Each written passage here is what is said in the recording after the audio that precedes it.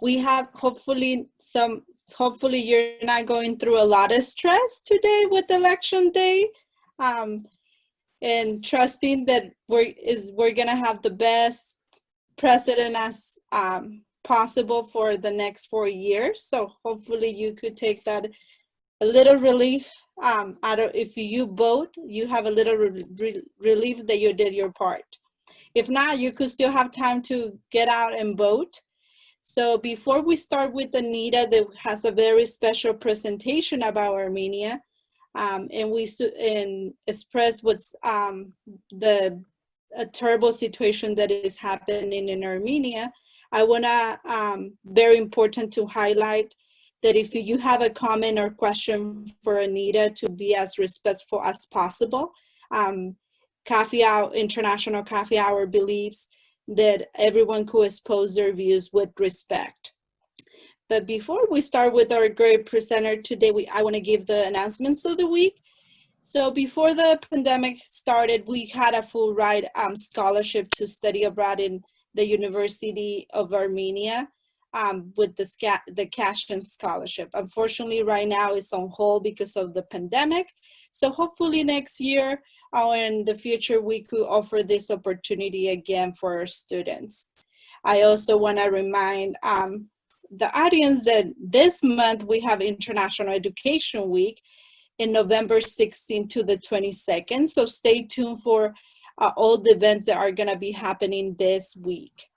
Also, International Culture Night is still accepting videos for their talent show and for their fashion show for that. So, and the last reminder will be that we're keeping track of who's attending to International Coffee Hour, and hopefully give a little gift to those who has the most attended to International Coffee Hour for this semester. So keep adding your points until the end of the semester, and we will reward you for your support. So now I'm gonna pass it to Manoj to introduce us to the presenter. Thank you, Marcela. Before we start, I have a fun quiz, like every week, 2 questions about Armenia. And a minute's time, let's see how everybody does. Okay, first question, what is the capital of Armenia? And the second question, when did the Armenian genocide start? Anita, you can also participate. I didn't realize I'm sharing my screen. No, it's fine.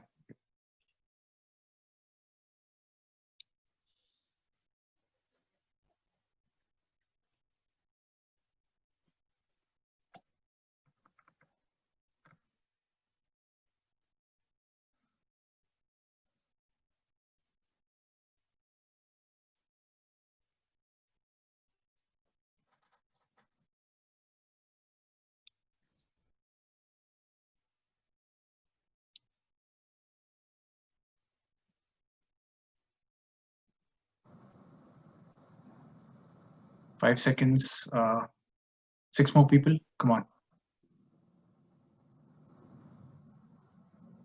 Okay. The capital of Armenia is Yerevan. Hope I'm saying it right. And the genocide started in 1915.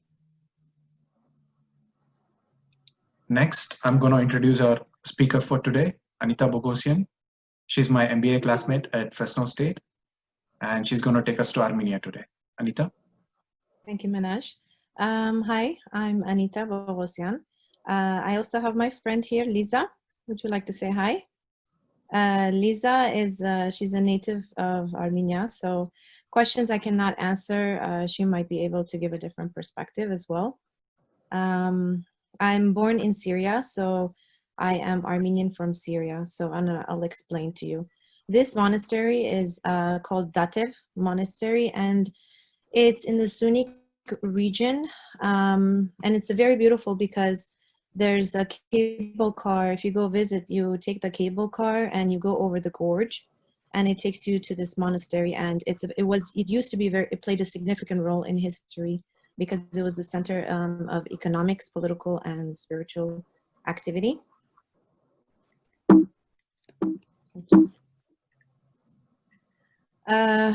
with the introduction, can I close this up? Okay. Armenians have been ancient people, multi-millennium long people, and though their country has been occupied many times, we're now declared independent, and we want to rejoin with the rest of the world. We're approximately 3,500 years old, and the specific origins are unknown. There's a popular legend of how, like, the birth of the country. Haik, which was the great grandson of Noah, if you know Noah's Ark, he settled down in the region of the Ararat because the legend says that Noah Ark landed on Ararat. So, and he named his people Armenians. Since then, Armenia has gone through many struggles to keep the land it occupies and stays a competitor with the world. The language we speak is Armenian, and it's an independent branch of Indo-European. These are the regions of Armenia. We have 11 regions. Yerevan is the capital, and with the monastery that you saw is in the Sunnik region in the south. This is Lake Sevan. I'm not sure if anybody heard, but this is it's a beautiful lake. So our geography, we're located next to Turkey, Azerbaijan, and then Iran to the south, and Georgia to the north. If you want to look at it like how to compare it, we're the size of Maryland. We always refer to Armenia as Western Armenia and Eastern Armenia. So Western Armenia was 20 times larger than it is today, and it has mountainous terrains, making it hard for invaders to claim its territory. The Western Armenia, the tallest mountain was Mount Ararat, and that was at 16,854 feet elevation. And that's the symbol of Armenia because it's a very sacred mountain, of course, of the speculated that Noah's Ark landed there. Armenia's current tallest mountain is Mount Arakat, and that has 13,419 elevation. It has 4 peaks with each have different terrain and climbing skills. When I explain Western Armenian and Eastern Armenia, this part is modern day Turkey. So this is where the Western, like my grandparents, we come from Sasun, which is neighboring to Mush. And then Eastern Armenia, where like now current, where Yerevan, Liza is from Yerevan. So that's when we always refer back. We have a different dialect, Western Armenians versus the Eastern Armenians. But it's the same language, just different dialect. Okay, Mount Arakat is this 4 peaks that I showed you, that I was explaining earlier, and it's kind of like a circular shield. And these summits form the edge of the volcanic crater. And last summer, we had the pleasure to climb it. And we climbed actually with Liza's family, my family and Liza's family. We climbed the mountain. It was not strenuous, but at the top, you definitely feel elevation sickness. Low oxygen, headache, it's difficulty breathing, but it was just very peaceful. And as you can see, we're climbing the mountain here, and this was July, and so there was still snow, imagine. And so Ararat is much more strenuous, and I think you need 3 days to go hiking there. The history, Armenia was an empire, so with a few great kings. The ancient Armenians, there were items found that dated back to 4000 BC, such as the first shoe, the skirt, and there was a wine producing facility. And this is from like, they say it's from the Bronze Age. So one of the great kings of Armenia, which was Tigran the Great, he led Armenia to the strongest peak and was also called the Kings of the Kings. Tigran was a notable king, and he was the one who accepted Christianity as our official religion. And then 1500 years later around the age of the constant Turkish bombardment around the 1880 and 1925. And then in this time, the Turkish people caused the mass genocide against the Armenians, killing 1.5 million Armenians and taking the majority of their land. And so that's where I say the Western Armenian, we lost that part of Armenia. Armenia then joined with Russia, and then after the Soviet Union collapsed, then we declared our independence. Our religion, Armenia, the ancient Armenia was mostly pagan country, so they would worship the many gods and building temples. And then around the 1st century, the Jesus' apostle Theodos and Bartholomew, when they arrived to Armenia, they tried to spread Christianity. And around the 4th century, it was mostly hated until the Saint Gregory, the Illuminator, came. And he was the one who convinced the king to accept Christianity. But what happened in the beginning, everybody was against him, so they threw him in a pit for 14 years. And one day the king's sister had a dream, because what happened was the king had a disease and he was going mentally unstable. So the king's sister had a dream that Saint Gregory cured him. So they took him out of the dungeon and they brought him, and when Saint Gregory cured the king then devoted Armenia to Christianity. And that's how in 301 AD it became the first Christian nation to adopt Christianity. This devotion has caused too many hardships for Armenians, being the #1 reason for all the hate against them. Since we have, with surrounding Muslim countries, Armenia grew weaker and weaker till 1915, and Armenia was almost wiped in the Armenian genocide caused by the Turks. Even so, Armenians still stand today as devoted Christians and strong people. The alphabet was created by Mesrop Mashtot. He was a famous linguist, and he was in a cave. He was trying to create this alphabet, and it was said that God's light was showing him the letters. So he wrote it, and the first book that was ever translated was the Holy Bible. And Armenia on the right, you see its bird-shaped letters. It's also known for the famous bird-shaped letters. The genocide, so during the past century and a half, Armenia had been put under constant pressure from rising nation of Turkey. Since the start of the 20th century, Turkey had hints of the genocide, from the denial of the Armenian services to early killings of Armenians. But in 1915, it officially struck and started the mass killings. Turkish soldiers came and took Armenians from their homes, claiming they would be taken to a safer location. But these Turkish soldiers led the Armenians to their death marches in Syrian desert, where they were all deserted and killed. And then some Armenians could live if they were converted to Islam, but most Armenians are devoted Christians, so many did not convert. And in the total of the years of 1915 and 1918, so the Armenian territories was stolen, and approximately 1.5 Armenians were killed in the genocide.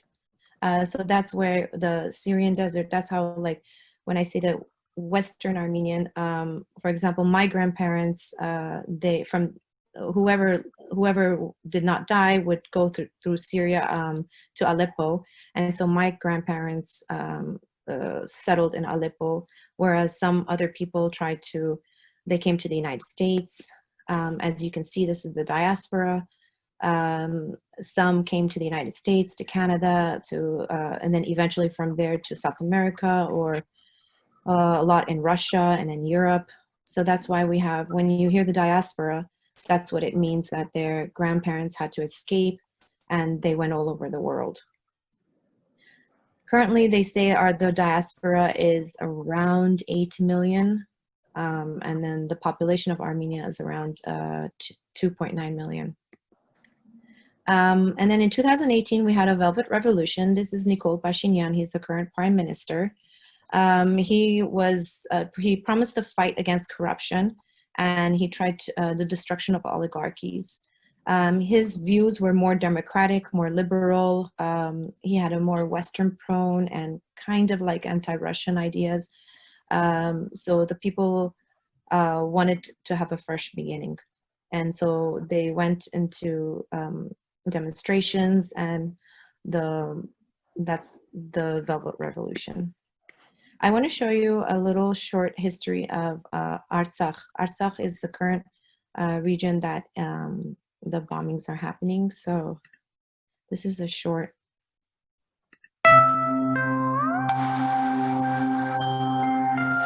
Artsakh is a small mountainous region in the South Caucasus, and it's beautiful. It all started with Urartu a bazillion years ago.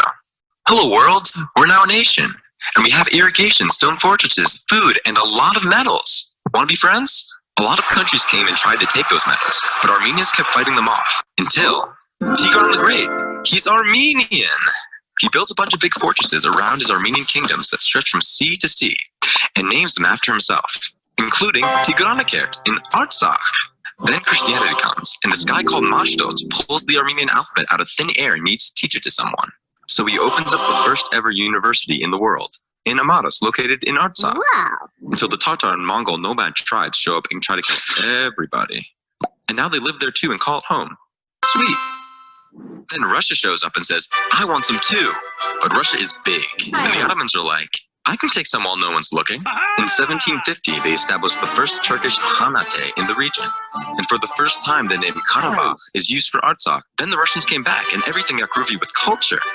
But one day, the Russian Empire goes to a big war and collapses. So in 1918, the Armenians of Artsakh are like, okay, are we finally free? Nope, said the Turks. But then the Russians come back, and they're red now.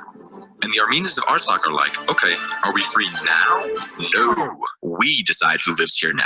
And the Soviets gave Karabakh to the new state of Soviet Azerbaijan because we divide and rule. And of course, they live happily ever after.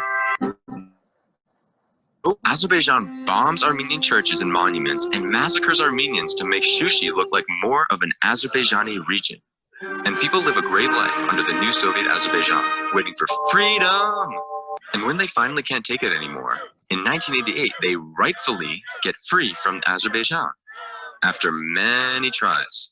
But wait, no, Azerbaijan can't let the peaceful Armenians of Artsakh have this little piece of land. So to prove their point, they kill a ton of Armenians in Baku and Sumgait, which have nothing to do with Artsakh, except for they were Armenians. To add to the madness, the USSR comes crashing down. Understanding they'll get threatened by Azerbaijanis again, people of Artsakh vote in a referendum, in line with USSR and international law, and declare their independence in 1991. In exactly the same way, and a full 19 days before Azerbaijan gets its own independence. And now, the Armenians of Artsakh are finally free and independent. But Azerbaijan is mad about it, so it decides to invade the free country of Artsakh. So a bunch of villagers who are tired of not having a country start fighting. And wait, what? They win! Freedom! Finally? No. Over the next 30 years, Azerbaijan retreats and builds up its military to be way larger than the little Republic of Artsakh. While Artsakh builds ministries, schools, roads, and even free universities, like Mashtos did. Hello world, do you recognize me? I have democracy. Can you come visit?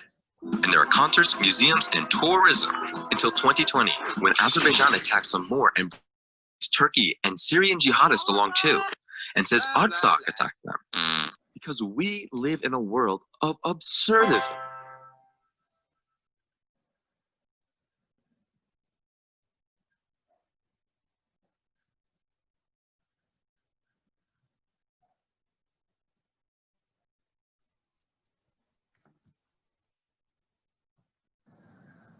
So basically,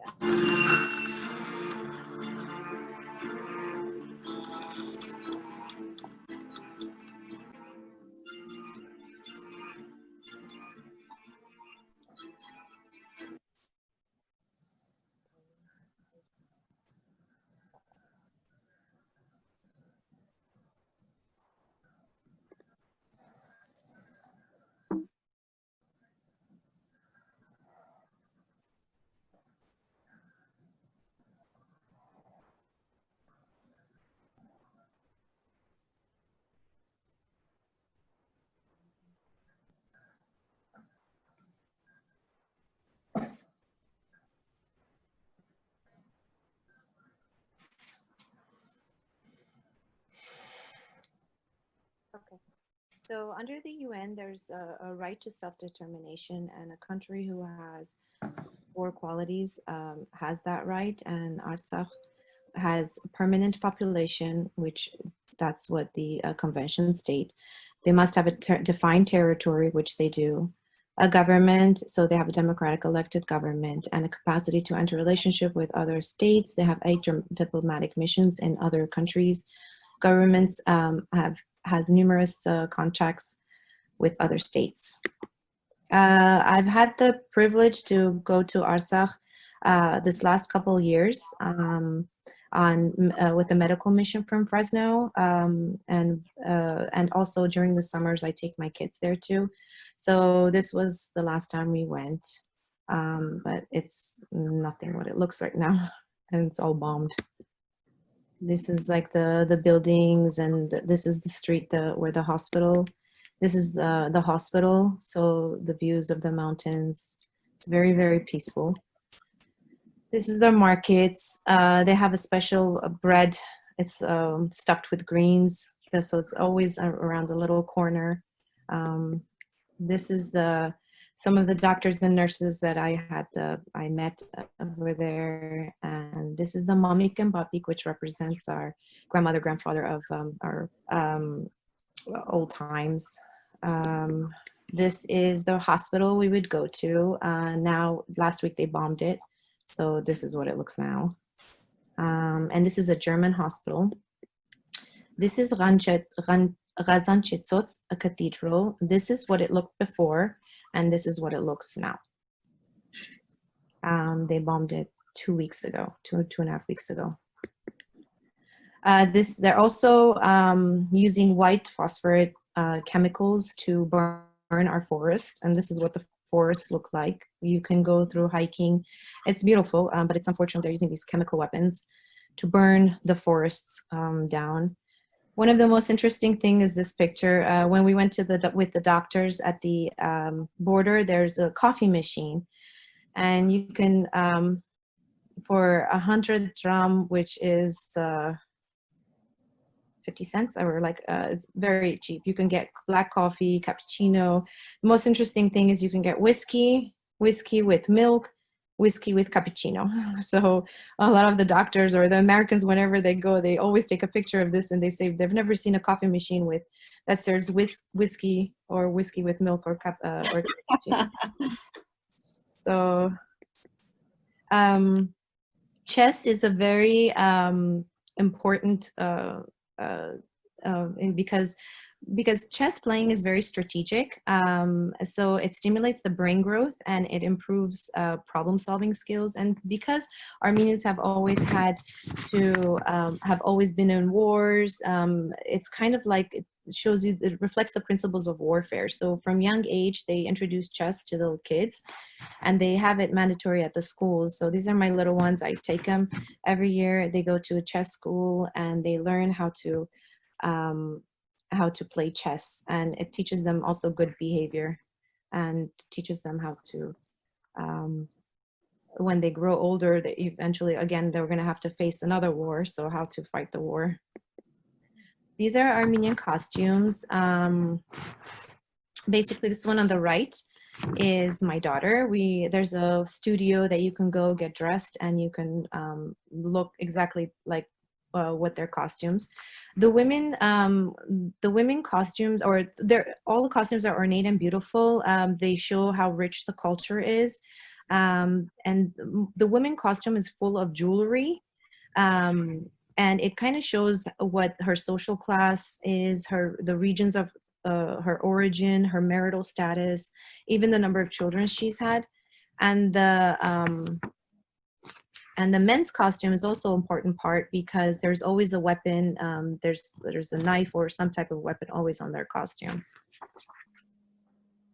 I want to show you also a video. Okay, so this is it's like a war dance. Basically, it shows strength, courage, and resilience, and it's used in all traditions. So before they go to battle, it's basically the way they dance is they dance to shake the earth with their feet to intimidate the enemy.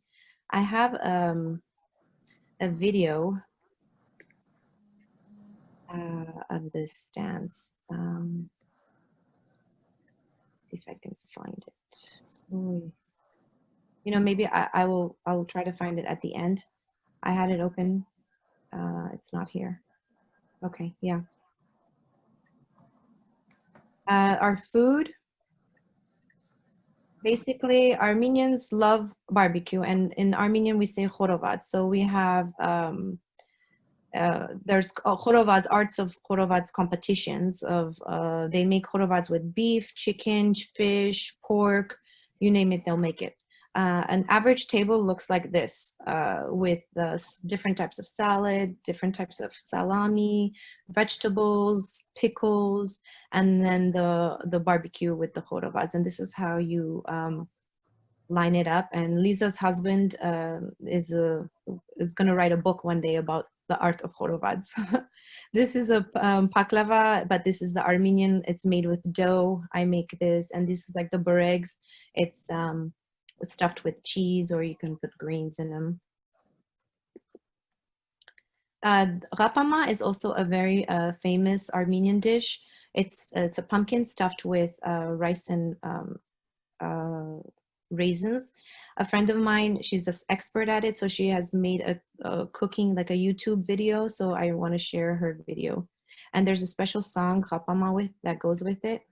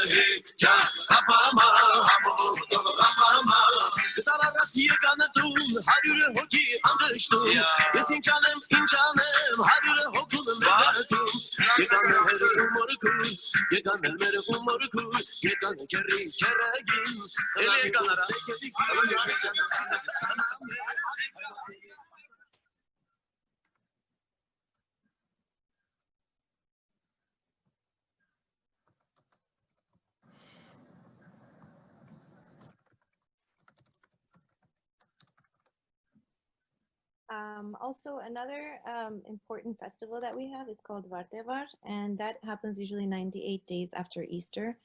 It dates back to the pagan times, and until now they have kept, because it means basically to pour water over someone where your people are washing them from their own sins. So it's a huge festival that everyone, family, kids, grandparents, everybody just goes out, and it's like a huge water park in the middle of the capital. It's one of the most important events that my kids and everyone who's from overseas, whenever they go, they have to be there for this event. Unfortunately, this year of Corona, they could not celebrate it. We also celebrate Armenian Christmas on January 6th. We celebrate the baptism of Jesus. So January 5th is the Christmas Eve, and that's where they do the Rapama. We usually light candles at home and at church. Usually it's a 50-day Lent, like they have in Easter. Some also fast, and so the traditional Christmas Eve dinner is fish on the 5th. And historically, all Christian churches celebrated the 6th until the 4th century. January 13th is also considered the Old New Year, and it's a holiday celebration that's continued until the 13th, and it's non-official holiday, but the Orthodox Christians celebrate it according to the older Christian calendar. Oh.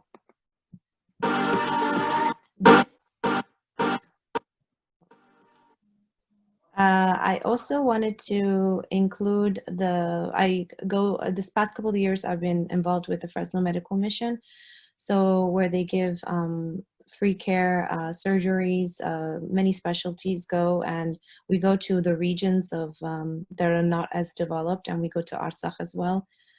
This is a short video that I prepared of what the mission is all about.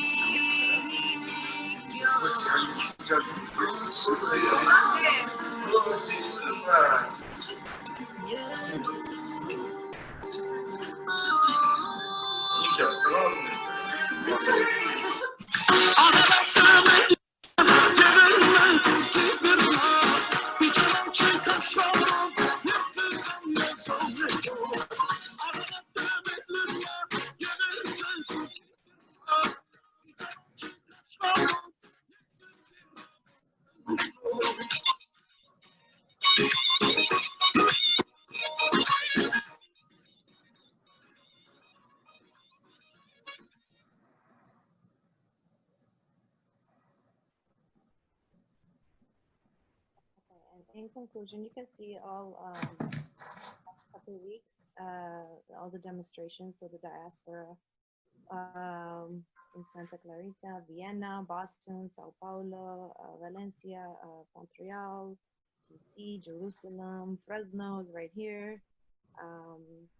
Everywhere, all around the world. This is the diaspora representing the Armenian. And in conclusion, we're physically in Fresno, we're mentally in Artsakh in Armenia, we're socially fighting an existential war, and we're emotionally broken. That's it. Thank you.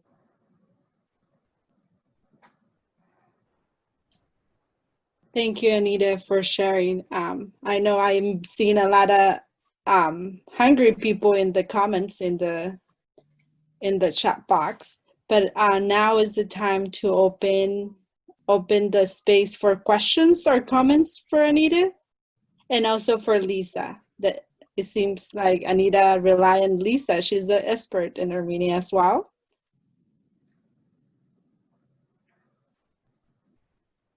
Lisa, do you want to? I have a question. Yes, Helga? Yes. So, hi everyone. I am Dr. Hilda Pinzon Perez, and I am a professor in the Department of Public Health and Nursing. And I always have been very curious about Armenia because your flag is like the same as Colombia flag, but backwards. So ours is yellow. Yours is green, is kind of orange, but ours is yellow, blue, and red, and then yours is like backwards. So I wanted to know more about your flag. The flag, the red, that resembles our blood. The blue is the sky, and the orange is our soil. Lisa, do you want to add anything? There is also some interpretation about the orange color is the color of apricots.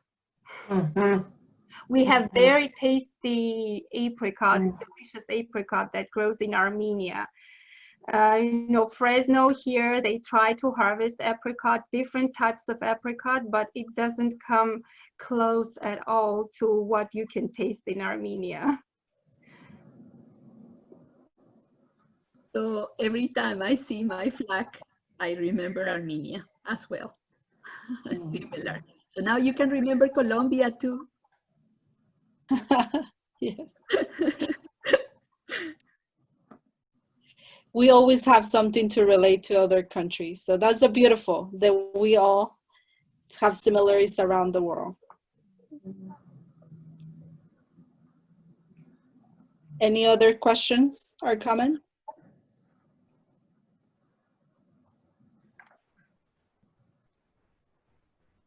Yeah, Anita, did you find the war video dance?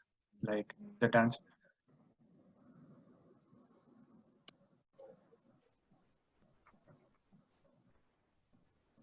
Lisa, anything that you want to share us while Anita is looking for the video? Oh, there we go. It seems she found it. She did.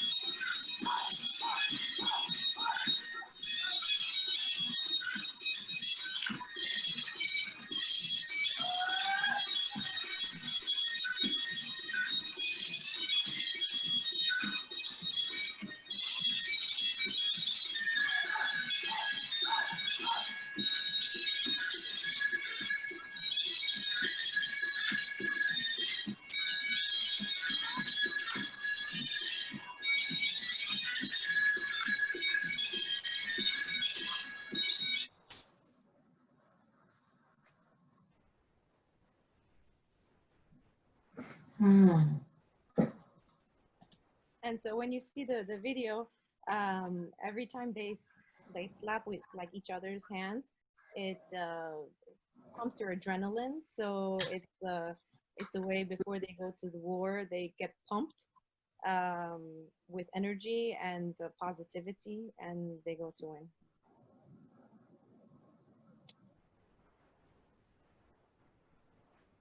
Thank you. There is a question from Dr. Lamb. It says, I'm always amazed with Armenian hospitality. Will you tell us how hospitality is cultivated and expressed in Armenia? Well, when we go in the medical mission with the doctors, imagine the picture that I showed you, that in the Artsakh, it looks like umbrella waterfalls. We took the doctors there for a hike, and imagine when, and it's a 1 mile hike, so doctors didn't go with much food or water, and because it's very simple. But we had a bunch of Armenians sitting on the table. They had bread, cheese, greens, and fruit, and some cognac. So the American doctors were saying, and they invited all the American doctors, and they had so little, but they're like, no, we have to share with everyone. So they would get insulted if they don't try, or just do a like again, it's like a cheer with them with the cognac. So the American doctors were very amazed, and they say every time we go to Armenia, the hospitality is surreal. Like they feel at home, even though they're American, they feel like they're welcomed, and they feel at home. Lisa, Yes, do you want I to add think the secret is the food sharing. It's very important to not refuse to anybody and share their food, and that's how you become social. And to drink and have a toast, to make a toast. If you can make a toast, if they accept you to do a toast, then if they've accepted you and they respect you. They don't do toast with anyone. So, but if they did a toast, they respect you very well. So that's their first initial vibe when they see someone that's a foreign, like non-Armenian. Come, please, sit with us, eat with us, talk to us. They want to learn. And they're very open-minded, and so. And it doesn't matter how simple their food is. It can be just bread and cheese, but the way they welcome you, it becomes like a table with different delights. It's the way they welcome you and want you to be part of what they have. Yeah. So I encourage everyone, after this war, this past 5 years, we bought a apartment there because eventually I want to, after I do my MBA, I would like to go and maybe open up a surgical center, because my husband is a surgeon. So with the medical mission, he does free surgeries. So we're thinking of opening up a business there and healthcare. And so I always encourage anyone who would like to invest in Armenia or discover Armenia. This is just temporary, this war. It's always going to come, it's going to go, we're going to pass it.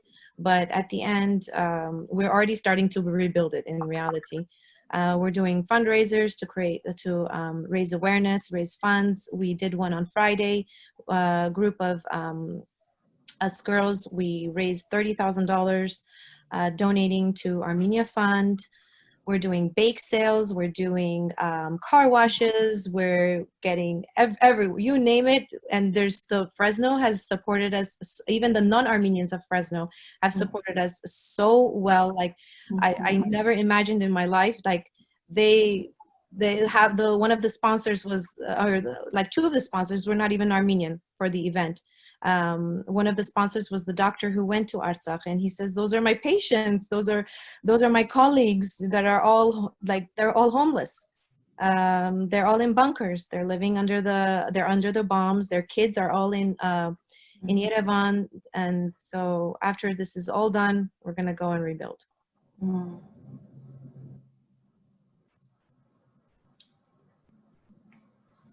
Well, Anita and Lisa, my name is Diana Karagosian, and I just want to thank you for the presentation. It was fantastic. And even though I was a child who's grew up, you know, in an Armenian home, I feel like I learned so much from you, and I just want to thank you. This is a difficult time to be presenting on this topic. So I appreciate you, educating the campus community on Armenia and what's happening there now, but also on our traditions. So thank you very much. Thank you. I also have seen a lot of cars in Fresno and Clovis with the Armenian flag. All Yes. these days, so it's really interesting, nice. Yeah, now we're trying to, actually we're teaching our kids to do the same fight, because our parents did it, our grandparents did it, and it seems like every generation has to go through it, and unfortunately, so we have to. There is no other way. Yeah, it's very unfortunate. I thought as an International Coffee Hour, we thought that it would be a good time to create awareness for our community. And we know that we have a big Armenian community in Fresno. So, and we're very thankful for all of you to be teaching us something that from the other side of the world that sometimes we don't know.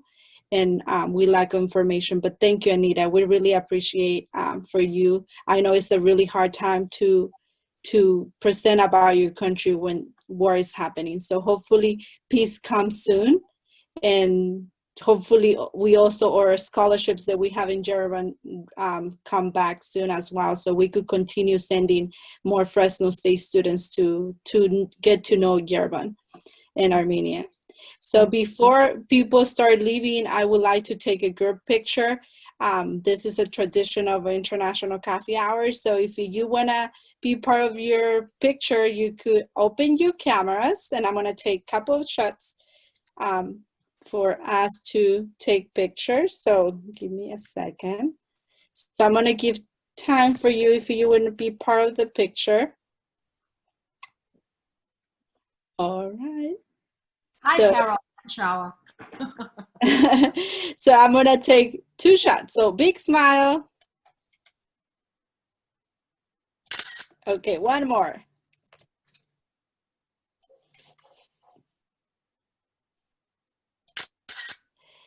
Thank you. So we could continue with the conversation, but I didn't want to miss the picture before everybody started leaving the room.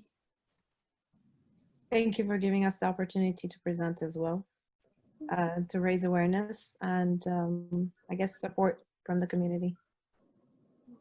Very well done. Thank you. Thank you. Thank you. Thank you, Anita. Thank you.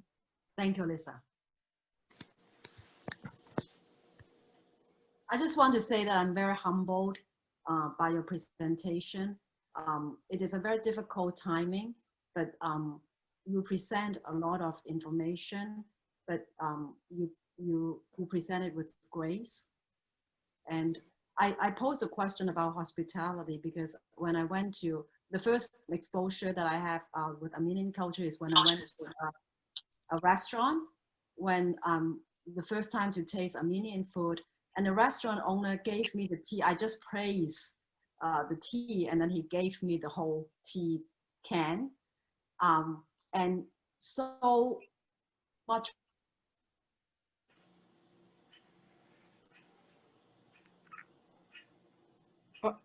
Is she frozen? I think Dr. Lam Yeah, we'll give her a minute. Yeah. froze.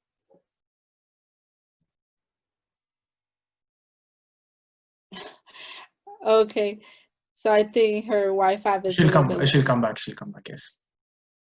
Go ahead. Any other questions or comment for Anita and Lisa?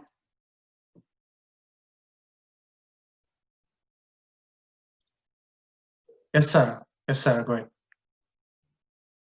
Hello.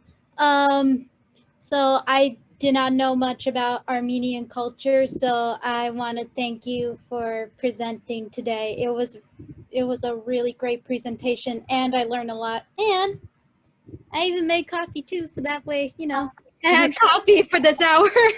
Of course. So yes, thank you very much for the presentation.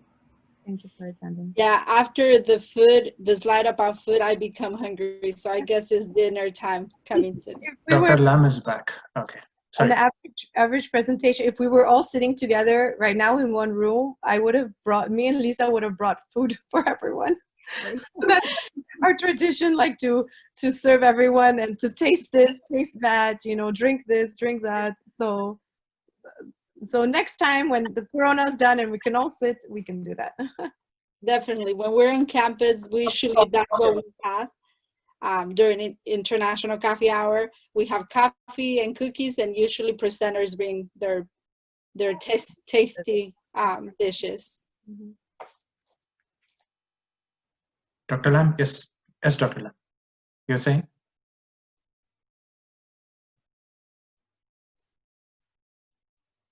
I'm good. I was kicked out of the meeting. I just came back. Oh. Yeah. What restaurant did you say you went to? I forgot because it is a place when I go down southern area, and then it was almost like 30 years ago. Oh. But that encounter remain in my heart. Okay. That's why the hospitality is just the first encounter, and then it stay in my heart for many years. Okay.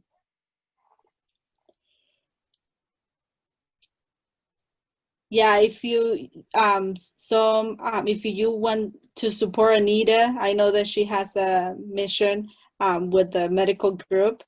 Feel free to reach out to us, and we will give you Anita's contact, and we will put you in contact with Anita as well.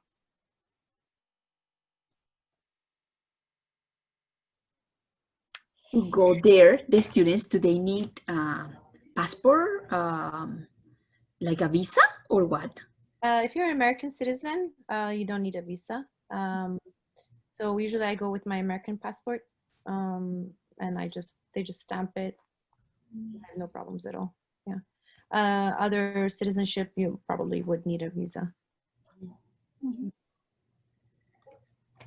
But we have everyone, because the diaspora is so big, Armenians from everywhere, that's our like meeting point. And so what happens is everyone brings a friend. Like if I'm from the States, like from Fresno, we bring Americans from Fresno, or if we're from South America, they bring their friends, and from the Middle East, everyone brings a friend. And so what happens is everyone, they know about Armenians, but they get a different perspective of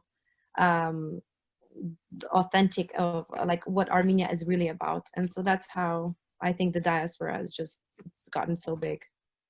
Mm-hmm. But I think the hour's over, and I know that all of you have other things to do, but we would like to thank you again, and thank you for sharing about Armenia. And I think all of us in the room learned something new, and we're very thankful to have a good community of Armenians in Fresno. Thank you. So just a reminder, come back next Tuesday. You could use the same link. And next week we have South Korea. South Korea, yes. So, South Korea. So for those who have been supporting us every week, keep in mind that we're adding up your points as well. All right, have a good dinner now. Thank you so much. Thank you for having me today. Thank you. Thank you for joining us, Lisa. Lisa. Bye. Bye. Bye. Bye, Hilda. Thank you for coming and supporting. Yes, you're welcome. Number one fan of this. Thank you.